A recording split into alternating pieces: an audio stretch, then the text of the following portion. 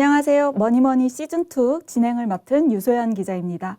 오늘은 유튜브와 여러 방송에서 머니 트레이너로 활약하고 계시는 김경필 작가님 모셨습니다. 네. 안녕하세요. 네, 반갑습니다. 예, 저는 방송과 유튜브에서 머니 트레이너로 활동하고 있는 김경필 멘토입니다. 자, 오늘 유튜브에 초대해 주셔서 너무 감사드리고요. 제가 뭐 유튜브 나가서 이야기하는 내용들 중에서 정말 안 들었던 이야기도 있겠지만, 안 들어보셨던 이야기도 있겠지만, 정말 가장 핵심적인 이야기들을 오늘 좀 대방출을 할 생각을 갖고 있으니까요. 여러분 영상 끝까지 좀 시청해 주시면 좋겠습니다. 꼭 끝까지 보셔야겠네요. 네, 끝까지 봐야 돼요. 네, 오늘 김 작가님과 함께 네. 부자가 되기 위해서 2030 사회초년생 직장인들이 해야 할 일을 네. 주제로 이야기 나눠보도록 하겠습니다. 네. 작가님께서 돈을 모으려면 1억 원, 네. 이거는 이제 시드머니로 갖고 가라. 이거 굉장히 강조하시는 것 같은데요. 네네. 1억 원이 왜 중요한 건가요? 시청하시는 많은 분들이 이 얘기를 너무 귀에 못이 박히게 들으셔가지고 어쩌면 약간 지겹다라고 생각할 수도 있고 뭐 귀에서 피가 날 수도 있는데 그럼에도 불구하고 이제 굉장히 중요한 것이 1억이다라는 거죠. 근데 많은 분들이 이런 이야기를 하십니다. 1억을 모으기 전에 1억 모은다가 뭐가 달라지겠어? 뭐 1억 모으면 뭐가 대단한 게 있어? 이렇게 이야기하시는 분들이 굉장히 많거든요. 자, 그런데 이제 1억 모으고 나서 그러면 그 다음에 어떻게 해야 돼? 라는 질문을 하는 분들의 거의 90% 이상이 1억을 아직 안 모은 사람들이다라는 거죠. 그러니까 1억을 진짜 모은 분들은 때리시네요. 사실 그런 네. 질문을 안 합니다. 왜 그러냐면 1억을 모으는 동안에 본인들이 얼마나 노력을 했겠습니까? 하루아침에 되는 건 아니다 보니까 끊임없이 생각을 하고 이걸로 어떤 그 다음에 투자를 이어갈 것이냐 이런 것들을 생각을 하게 되는 거죠. 굉장히 좋은 영감과 아이디어가 생길 수밖에 없습니다. 자, 그런데 아직 한 번도 돈을 모아보지 않은 분들이 에이, 그 뭐 1억 모은다고 뭐가 그렇게 크게 달라지겠어? 라고 생각하면서 자꾸 이런 걸 물어보시거든요. 그래서 저는 이렇게 꼭 말씀드리고 싶어요. 제발 1억 모으고 나서 좀 물어봐라. 이렇게 말씀드리고 싶고요. 1억이라는 그 돈의 어떻게 보면 의미를 굳이 얘기하자면 그 항공기가 비행을 하기 위해서 최소한 올라가야 될 고도가 1만 미터라고 합니다. 여러분도 아시겠지만 비행을 하려면 일단은 상공 1만 미터로 올라가야만 돼요. 안 올라가면 비행할 수 있습니까? 못 하는 거거든요. 네, 못하죠. 비행이라는 게 조금만 에너지를 써도 굉장히 빠른 속도로 나갈 수 있는 게 비행이기 때문에 우리 직장인들이 최소한 1억 정도를 모으는 정도로 비행기가 마치 상공 1만 미터로 올라가는 것 같은 첫 번째 허들을 넘어야 그 다음부터 자본소득으로 나갈 수 있다라는 겁니다. 자, 진짜 그럴까? 이렇게 진짜 그럴까라고 생각하시는 분들이 있는데 진짜 그렇습니다. 자, 1억 모으고 난 다음에 그러면 할 수 있는 게 뭐가 있길래 1억이 굉장히 중요하다고 얘기하느냐. 근데 이제 우리가 보통 1억 정도의 자본을 모은 사람이라면 주변에 굉장히 좀 좋은 사람이 있다 그러면 내가 혹시 결혼 같은 거 한번 생각해 보면 어떨까? 내가 한 1억 정도 있고 그다음에 그 좋아하는 그분이 한 1억 정도 모았다 그러면 뭐 아주 굉장히 어떻게 보면 화려하게 이렇게 시작하는 건 아니라 하더라도 일단 결혼이라는 거 1인 가구가 2인 가구가 될 수 있는 생각을 할 수가 있다는 거예요. 근데 만약에 내가 1억도 못 모았다. 아무리 내가 결혼하고 싶은 사람, 마음에 드는 사람이 있어도 결혼이라는 거 자체를 생각 자체를 안 한다라는 거거든요. 그러면 결혼이 뭐가 좋길래 그런 이야기를 하느냐라고 생각하실 수 있겠지만 여러분 아시겠지만 대한민국에서 가장 부자는 4인 가구입니다. 4인 가구가 가장 부자고요. 그 다음이 3인 가구라고 해요. 자, 그럼 그 다음은 뭐겠느냐? 2인 가구입니다. 그럼 제일 가난한 거는 1인 가구. 1인 가구죠. 그러니까 결국 재테크의 가장 기본은 1인 가구가 2인 가구가 되는 거다. 그러면 왜 4인 가구가 가장 부자냐? 4인 가구가 됐더니 막 돈이 생겨가지고 부자가 된 게 아니라 4인 가구가 될 만큼 여유가 있으니까 4인 가구가 된 거겠죠. 근데 어쨌든 간에 기본적으로 1인 가구가 2인 가구가 되는 노력이 필요하다. 물론 뭐 우리가 뭐 잘 살려고 부자 되려고 경제적 안정을 이루려고 결혼해라 그런 뜻은 아닌데 기본적으로 결혼이라는 것 자체를 생각해 볼 수 있는 자본이 일단 1억이다라는 거예요. 자, 그다음에 두 번째. 많은 분들이 결혼 안 한다 하더라도 꼭 목표로 갖고 있는 게 대한민국에서 그래도 내 집은 하나 좀 갖고 싶다. 뭐 이런 생각을 많이 하시잖아요. 자, 내 집 마련이라는 건 기존에 있는 집을 사도 되고요. 청약이라는 걸 통해서 마련을 할 수도 있지만 뭐 최근에 청약 시장이 상당히 양극화되고 있는데 뭐 어찌됐건 간에 집이라고 하는 거는 수요가 뭐 많을 때도 있고 적을 때도 있겠지만 청약이라는 걸 생각해 보면 청약을 하려고 해도 우리가 대략 요즘은 계약금으로 한 1억 정도는 밀어넣을 수 있는 돈이 있어야 뭐 일단 생각을 할 수 있는 거 아닙니까? 어떤 굉장히 좋은 곳에 내가 정말 원하는 곳에 청약을 하고 싶은데 내가 돈이 없어. 그러면 일단 그거는 그냥 꿈에 불과한 거기 때문에 내 집 마련의 첫 단추를 끼우는 거에 있어서도 일단 1억이라고 하는 자본이 의미가 있다라는 거죠.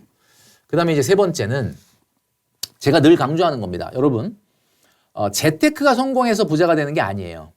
여러분 대단한 착각을 하고 있는 게 계속 유튜브 보고 책 찾아보고 우리 유소연 기자님도 뭐 책을 열심히 읽는다고 제가 얘기 들었는데 뭔가 재테크 투자가 성공해야 부자가 되는 거 아니냐라고 생각하는데 절대 그렇지 않습니다. 여러분들이 정말 부자가 되려면 여러분들의 잡이 성장을 해야 됩니다. 여러분 그 세계에서 가장 최고의 부자들 한번 손을 꼽아볼까요? 뭐 1위는 여러분들 잘 아시는 베르나르 아르노 회장이고 2위는 일론 머스크, 3위는 제프 베조스입니다.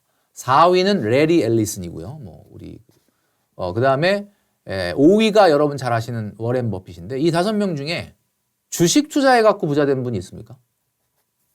버핏? 워렌 버핏은 좀 주식 투자해서 부자 된 것 같죠? 사실 버크셔 해서웨이라고 하는 회사에서 이루어진 투자 말고 개인적으로 워렌 버핏이 뭐 자기 돈으로 이렇게 투자한 거 거의 없거든요. 이 5분의 특징은 뭐냐? 주식 투자를 해서 부자가 되고 성공한 게 아니고 자기가 너무너무 좋아하는 일이 있었는데 그 일이 정말 성장을 해서 부자가 된 거예요.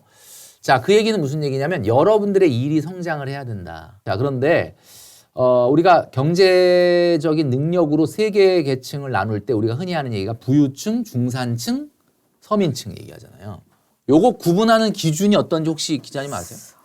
글쎄요. 예전에 인터넷에도 막 그렇게 뭐 프랑스나 이런 데서는 삶의 질이나 뭐 취향이나 이런 걸 보는데 우리는 너무 경제적인 걸 맞아요. 본다. 돈만 보고 막. 네, 이런 밈이 돌았던 거 얼마 기억이 있어야 나요. 막 네. 어느 정도 부칩니다. 아파트에 살아야 되고 차는 뭘 끌어야 되고. 맞아요. 근데 그런 거 기준이 있나요? 뭐 사실 딱히 정해져 있는 기준은 없죠. 근데 이제 저도 이제 우리 기자님이 얘기했던 내용을 말씀드리고 싶었던 게 어떤 그것이 돈의 소득이나 자산의 어떤 규모보다는 그들의 경제적인 방식. 그러니까 예를 들면 이런 거죠. 우리가 부유층을 영어로 어퍼 클래스라고 합니다. 좀 위에 있다 그래서 어퍼 클래스라고 하는데 부유층과 또 그다음에 이제 중산층을 우리가 미들 클래스라고 하잖아요. 근데 사실 영어로는 중산층을 미들 클래스라고 하고 그러면 서민층은 뭐라고 할까? 찾아보니까 서민층은 그냥 보통 사람이니까 뭐 ordinary person인가 뭐 이렇게 생각했는데 서민층은 워킹 클래스입니다. 그러니까 무슨 얘기냐면 워킹을 하면은 다 서민이라는 거예요. 그러니까 근로소득에만 생활을 의존한다? 그러면 3억을 벌더라도 그거는 서민입니다. 자, 그런데 중산층은 뭐죠? 근로소득도 있지만 워킹도 있지만 뭐가 있냐면 자본소득이 있어요. 그래서 근로소득 플러스 자본소득 이게 중산층이다. 그리고 부유층은 오로지 자본소득으로만 생활하는 사람이죠. 우리 사장님들, 재벌 회장님들 보면 그래도 회사 출근하던데 아니, 그거는 그냥 사실 월급 받으려고 나오는 게 아니라 그죠? 그러니까 한마디로 얘기하면은 여러분들이 아무리 돈을 많이 벌어도 워킹 클래스에서 미들 클래스로 올라가려면 자본소득이 발생을 해야 되는데 그 자본소득의 첫걸음이 1억이다. 그렇게 말씀드릴 수 있는 거죠. 그러니까 결국에 그 일론 머스크는 테슬라 주식을 가졌기 때문에 부자가 된 것이 아니라 테슬라라는 회사를 키웠기 때문에 부자가 그렇죠. 된 것이군요. 네. 자기가 미치도록 좋아하는 일을 뭐 5시간도 안 잔다는데 뭐 얼마나 좋으면 일하는 게 좋으면 그냥 자기가 너무너무 좋아하는 일을 그렇게 돈이 되도록 만든 것이 성공의 포인트라고 볼 수가 있는 거죠. 근데 20대 중후반에 이제 사회초년생 같은 경우에 1억 원 너무 큰 목표처럼 들릴 수도 있을 맞아요. 것 같아요. 사회초년생들 어떻게 하면 1억 원 빨리 모을 수 있을까요? 저는 이제 사실 이제 유튜브나 방송에서는 이 영상을 보는 많은 분들이 다 나이도 다르고 소득도 다르기 때문에 뭐 이거를 뭐 어떻게 보면은 그냥 세부적으로 이렇게 하기가 어렵다 보니까 어떻게 보면은 공감할 하나의 어떤 가이드라인을 드린다는 차원에서 이런 말을 많이 했었거든요. 돈 번 지 5년이면 1억은 모아야 된다. 근데 사실 이게 적어도 한 350 이상의 사회초년생으로서 돈을 벌기 시작한 사람들한테는 모르겠는데 요즘 이제 굉장히 소득이 낮은 분들 또는 뭐 알바부터 시작하는 사회초년생들 이런 분들한테는 야, 내가 어떻게 5년 안에 1억을 모으냐 이렇게 나올 수가 있잖아요. 그래서 이제 제가 말씀드리고 싶은 거는 5년에 1억을 모으려면 지금 금리로 한 155만 원 정도는 저축을 해야 되거든요. 근데 이제 물리적으로 안 되는 분들도 있잖아요. 그래서 제가 이제 생각해낸 게 뭐냐면 저축이라는 거는 계속해서 성장하기는 어렵지만 사회초년생 때는 조금 성장을 해야 된다. 그러니까 처음에 155만 원을 5년간 저축한다 이렇게 하지 말고 처음에는 한 128만 원만 하는 거야. 그러면 155만 원 들었다가 128 그러니까 128도 물론 큰 금액이긴 한데 128은 그러면 또 어떻게 하면 또 잘하면 또 할 수도 있을 것 같다. 근데 128만 원을 5년을 내면은 당연히 1억이 안 되겠죠. 그러니까 이제 제가 얘기했던 것처럼 해가 바뀔수록 여러분들의 소득이 그래도 조금은 성장하지 않겠느냐. 여러분들 그 PT 받아보셨겠지만 뭐 받아보셨죠. 네. PT 받으면 처음에 이제 한 30kg 바벨 들어봐라. 들어요. 처음엔 너무 힘든데 30kg 계속 연습시키다 보면은 트레이너가 뭐라 그럽니까? 계속 30kg 하세요. 그렇게 안 하고 뭐라 그러죠? 요번에 35kg 한번 해보자. 네. 이렇게 하잖아요. 그러니까 여러분들의 근육이 강화가 된 만큼 조금씩 이렇게 증액을 하는 거예요. 그러니까 128만 원 저축했다가 그 다음에 1년 지나서는 또 128만 원 하지 말고 여러분들의 소득이 증가됐을 수도 있고 여러분들의 근육이 올라갔을 수도 있으니까 한 12만 8천, 한 13만 원 정도 이 10%만 좀 더 해보자. 네. 저축에도 근력이 붙는 그렇죠. 거군요. 근력이 붙는 거죠. 그러니까 이제 그렇게 해서 5년을 가면 13만 원씩 한 4번 정도 증액이 되겠죠. 그렇게 해서 5년이 딱 지나도 1억이 되거든요. 그러니까 155만 원을 처음부터 5년 똑같이 내는 것도 좋지만 이런 식으로 예를 들면 이런 거죠. 좀 전에 128만 원 얘기하면 많은 분들이 영상 보다가 야씨 내가 100만 원 이상 어떻게 저축하냐 이렇게 얘기하시는 분이 있을까 봐 제가 말씀드리는데 그러면 90만 원으로 시작하세요. 갑자기 128에서 90 그러니까 많이 깎아준 것 같죠? 좀 도달 가능한 목표처럼 들릴 수 있겠네요. 90만 원으로도 네. 1억 만들기 저축할 수 있다고? 90만 원으로 일단 시작을 한 다음에 매년 10만 원씩 증액을 하는 거예요. 그 대신에 이제 이 경우에는 5년 만에는 안 되고 7년 있다가 1억을 만드는 겁니다. 자, 근데 많은 분들이 그래. 에이, 근데 5년 있다 1억 타는 저축이라 그러면 내가 좀 어떻게 한번 해보겠는데 7년 있다 1억 타면은 1억이 지금 1억하고 다른 거 아니야? 네. 약간 이런 느낌이 돈의 들잖아요. 가치가 떨어질 돈의 것 가치가 같고 떨어지니까. 투자를 안 하면 안 될 것 그렇죠. 같고 그래서 그런 여러분 기간이죠. 여러분들이 생각하는 지금 여러분들이 생각하는 화폐 가치 1억을 만들려면 지금 우리나라의 그 근원 물가 지수를 지난 20년간 보면 평균 직전 10년간 한 2% 정도 되거든요. 그러니까 기본적으로 자연 발생적으로 생기는 인플레이션이 2%가 있다고 봤을 때 7년 후에도 여러분들이 생각하는 1억이 되려면 1 플러스 0.02의 7제곱을 해야만 1억이 돼요. 그러면 이걸 계산해 보면 대략 7년 후에는 1억 1,500 정도 타야 지금 1억하고 똑같다라는 거예요. 근데 제가 지금 말씀드린 게 뭡니까? 90만 원으로 일단 시작하고 매년 10만 원씩 증액을 해서 7년을 가면 7년 후에 얼마 타냐면 1억 2천 타요. 그러면 1억 2천 타면은 제가 아까 얼마가 있어야 지금 1억하고 똑같다고 그랬지만 1억 1,500 있어야 된다 그랬잖아요. 네. 500 남아. 그러니까 지금 화폐 가치로도 1억 만들고도 500만 원 여러분들 여행 갈 수 있는 유럽 여행 갈 수 있는 돈이 남는 거야. 자, 그러니까 여러분 꼭 155만 원을 5년 해서 저축을 해서 1억 만든다 하지 말고 여러분 만약에 사회초년생이라 그러면 돈을 너무 많이 할 수가 없다 그러면 90만 원으로도 얼마든지 1억 만들기 저축. 그 레알 1억이죠. 그러니까 그 화폐 가치로 그쵸. 지금 네. 정확한 레알 1억을 만드는 저축을 할 수 있는 겁니다. 5년에서 7년 정도를 잡고 저축 근력을 매년 늘려가라 이런 네. 말씀이시고 근데 그 1억 모으기 전에 투자해도 괜찮나요? 투자라는 말을 여러분들이 너무 쉽게 하시는 것 같아요. 투자. 제가 이렇게 물어볼게요.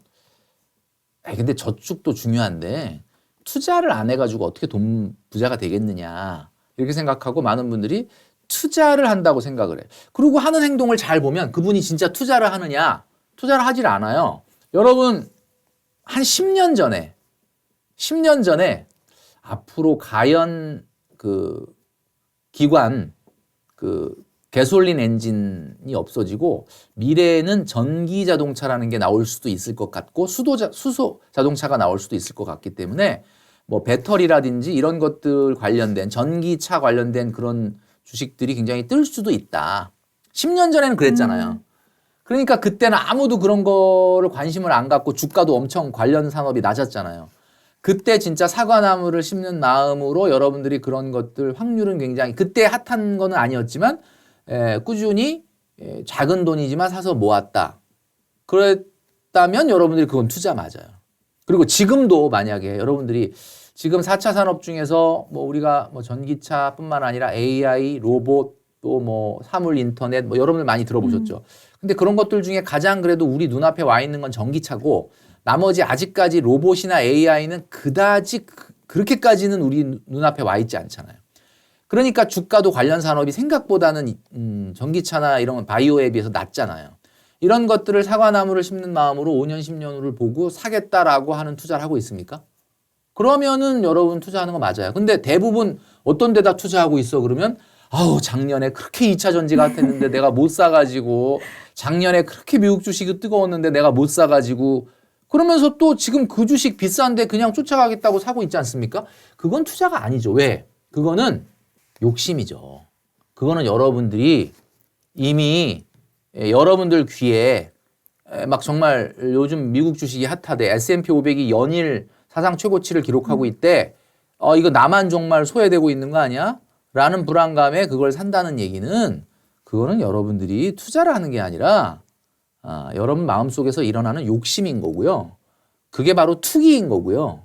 제가 쉽게 말씀드리면 그냥 날로 먹겠다는 생각이에요. 무슨 얘기냐면 내가 그냥 지금 이렇게 비싸진 가격에 샀지만 그래도 이게 핫하다니까. 작년처럼 막 한 30% 오르는 거 아니야? 내가 한 1,000만 원 넣으면 한 1,500 되는 거 아니야? 이런 마음으로 여러분들이 진짜 투자하고 있다면 그거는 제가 봤을 때는 하이퍼 스페큘레이션이에요. 엄청나게 어떻게 보면 투기적인 성향이 강한 투자. 일본 말로 하면은 사시미. 날로 먹겠다는 거예요. 이게. 그러니까 그거지. 이게 무슨 투자야. 이거 절대 투자가 아닙니다, 여러분. 그러니까 제가 말씀드리는 건 뭐예요? 여러분들이 여러분 동기들은 저축을 따박따박 해가지고 한 1억 정도 모았어. 근데 여러분은 1억은커녕 5천만 원도 없어. 한 2, 3천 있어. 2, 3천밖에 남은 돈이 없어. 그러면 여러분들이 안 되겠다. 주식을 좀 해서 내가 따라잡아야 되겠다. 그게 바로 제가 지금 말씀드렸던 욕심이라는 얘기고요. 1억 정도 모은 친구가 한 20% 정도는 분산 투자로 이제 조금 주식에 좀 투자를 해보자. 이거는 투자 맞아요. 근데 지금 2, 3천밖에 남들 다 1억 모으는 동안 2, 3천밖에 안 모았는데 그 돈을 가지고 내가 따라잡아야 되니까 2, 3천을 다 주식에 넣겠다. 그거는 여러분 투자가 아니고 마음속에서 일어나는 욕심이고 제가 좀 전에 얘기했죠. 날로 먹겠다는 투기적인 마음이다. 저는 그렇게 말씀드리고 싶은 거죠. 결국에는 종잣돈을 어느 정도 모으기 전에는 포트폴리오에서 투자는 약간 안 좀 됩니다. 예. 밀어두고 있어라. 네, 그렇죠. 네. 예, 그럼 비행기가 네. 항공기가 1만 미터 올라가기도 전에 1만 미터로 올라가게 될지 안 될지 모르는 행동을 해서 되겠느냐. 비행기 여러분 타보시면 아시겠지만 그때가 제일 떨리잖아요.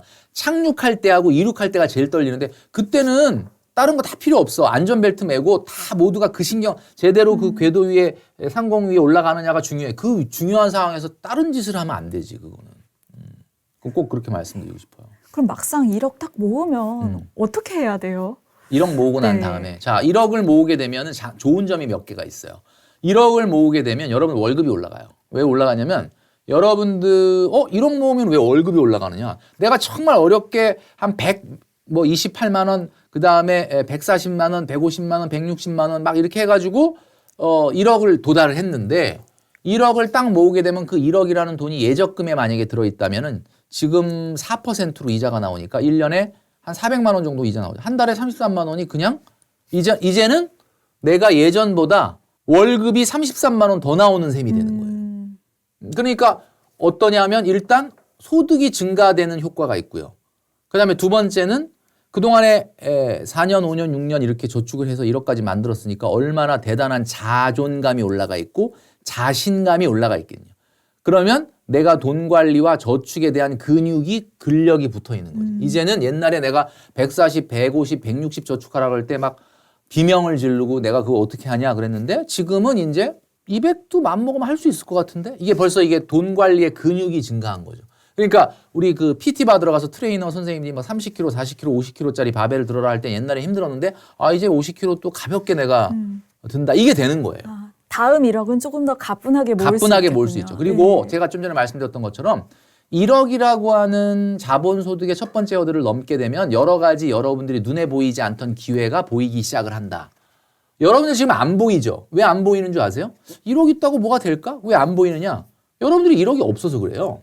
여러분 잘 생각해 보시면 같은 장소라고 하더라도 1층에서 바깥을 보는 풍경과 10층에서 바깥을 보는 풍경이 다 똑같을 리가 없어요. 같은 장소지만. 여러분들의 시야와 시각의 차이가 분명히 있습니다. 자, 그래서 1억을 모으고 나면 여러분들이 없었던 영감이나 아이디어가 떠오를 수도 있는 거고, 제가 아까 말씀드렸던 결혼, 그 다음에 창업. 창업이 여러분들한테 얼마나 대단한 기회를 줄 수 있습니까? 그 다음에 또 뭐였죠? 청약, 또 부동산 소액 투자. 이런 것들이 여러분들이 생각지도 못했던 여러분들을 변화시킬 가능성이 있다는 거거든요. 그러니까 이런 기회비용을 얻을 수 있는 게 1억이다라는 거죠. 이번에 또 가계부 관한 책도 내셨잖아요. 네네네. 한번 책 소개 부탁드릴게요. 네.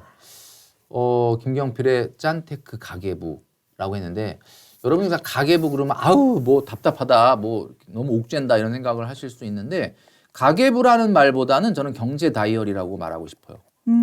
경제 다이어리. 여러분들 이 가계부라는 것은 우리가 요즘 앱도 다 있지 않습니까? 그러니까 뭐 앱에서 할 수도 있겠죠. 근데 직접 2024년도는 여러분들이 한 땀 한 땀 이렇게 손글씨를 쓰면서 가계부를 쓰는 것이 좋겠다. 근데 가계부 쓰면 뭐가 좋아져요? 이렇게 말씀하시는 분들이 많은데, 여러분들 목표 세운 거 있잖아요. 여러분들 연초에 그래 올해는 요 정도는 좀 돈을 모아보자, 요 정도는 좀 절약을 해보자, 몇 년 안에 얼마를 좀 모아보자, 이런 목표 세웠잖아요. 그 목표를 세웠던 목표를 달성할 수 있도록 도와주는 게 가계부입니다. 제가 이제 비행기 예를 많이 드는데, 항공기가 공항을 이륙을 해가지고 목적하는 공항까지 어떻게 찾아갈까요? 하늘엔 길이 없잖아. 어떻게 찾아가느냐면 비행기가 항로를 끊임없이 이탈한대요.